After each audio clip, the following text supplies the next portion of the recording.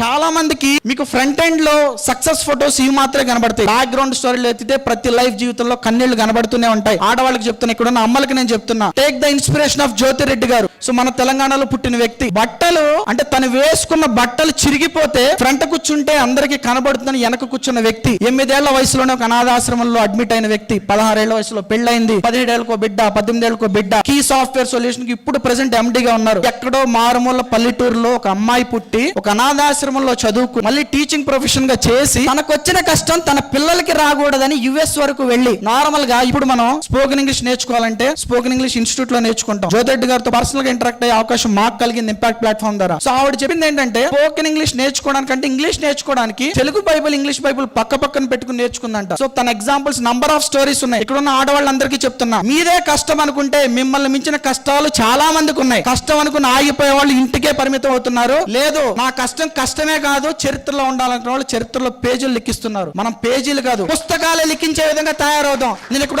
అందరికీ చెప్తున్నా.